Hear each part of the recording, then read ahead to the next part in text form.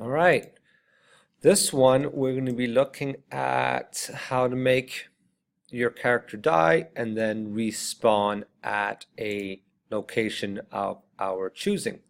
So to test this game, if I move this guy forward, hits the monkey, dies, drops back down and respawns, and this repeats and repeats. All right, so let's do this ourselves. There we go, computer, well done. All right, so let's set this up first. I'm going to deselect my cube, Shift A, add my plane S30. We've all done this before. I'm going to move my cube up a little bit, maybe a bit to the right. I'm going to deselect it. I'm going to do Shift A, and I am going to add my monkey. All right, move them out of the way. I was going to make sure that from my top view they're aligned. Yep. And ortho view, that view, front looks good, right looks good. All right, so don't forget, change from Blender Render to Blender Game. Divide up your screen so you got your logic editor, and press N and zoom in a bit. All right, so first step is we are going to give a material to the monkey so we can do our collisions, because obviously there's going to be a collision between the character and the monkey. So new, and I'm just going to put it red and name this one red bad. All right, now that's it. That's all we have to do for the enemy.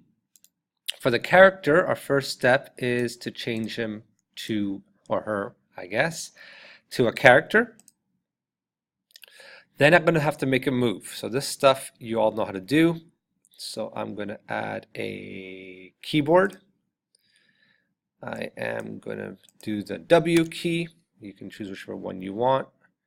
I'm going to make it motion, and don't forget to go along the local axis. No. What am I doing? Oh, here it is. So local, and my local is going to be along the Y. So I'm going to do 0.1, and I want to, oops, character motion, my bad. Character motion, 0.1. And I'm going to add them together. And if I press P and press W, that's perfect. All right, so the next step is that I want it to die when it collides. So add a collision sensor, and I want to hit the M and the P button here because I want it to collide with this material. Of course, you can do it the other way that we learned. It's up to you.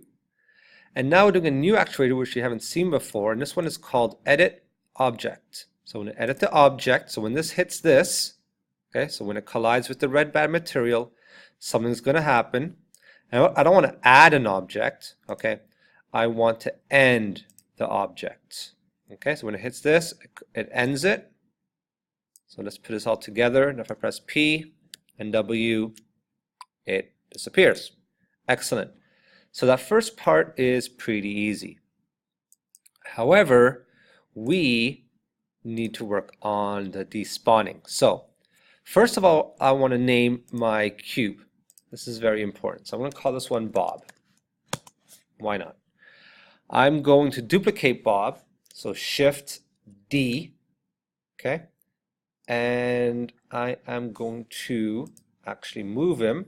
So G and then press Z just below the axis. So if I look here, okay, it's below. Now I'm going to name this a new one. So I'm going to name it Bob Spawn. Okay. Now Bob Spawn does not want to live in my first layer. Okay, here's my first layer. I actually want to move Bob to a new layer. So I press M, and I'm just going to select the one below. Okay, and now if I look, okay, Bob Spawn is gone. However, if I moved over to the second layer, there he is. All right, our next step is that we got to tell the world or the game that when this spawns in here, that I want something to happen. So I'm going to send a message out. Okay, just like an email, but in this case, it's just going to be within the game. So message, Okay, so it's going to be part of this. When it collides, it dies. When it collides, it also is going to send a message. And in this case, it's going to be a message called spawn. Okay, so right now, don't worry about the rest. Okay, it's just going to send out this message. Now, so where's it going to send it to? Well, this is where, if I deselect my cube, I'm going to send it to, remember at the beginning I showed you where it respawned? I'm going to send it to where it's going to respawn. So empty plain axis. So right now it would respawn there if I had put all the code in. So I'm going to move it, and I'm just going to make sure it's where I want. So I'm just going to my top view. I always forget what my top view is. Right, so it looks like it's in a good location to respawn. A little bit up in the air and to the left. Perfect. All right. So we have to tell it to go to here. So now it has to receive this message. To receive this message, it's a sensor. Right? So it's going to sense for that message. So message, okay, and it wants to receive the spawn. Okay, make sure the spelling is right. If not, it's not going to work. So it's going to receive this one, and what it's going to do over right here, it's going to again edit an object, but this time it's going to add an object, and in this case it's going to add my Bob spawn. Okay, remember that's the second one that we made. So now if I put this over here, okay, and I press P, I move and it appears. But look what happens. If a second time it dies, it does not show up again. So we have to fix that.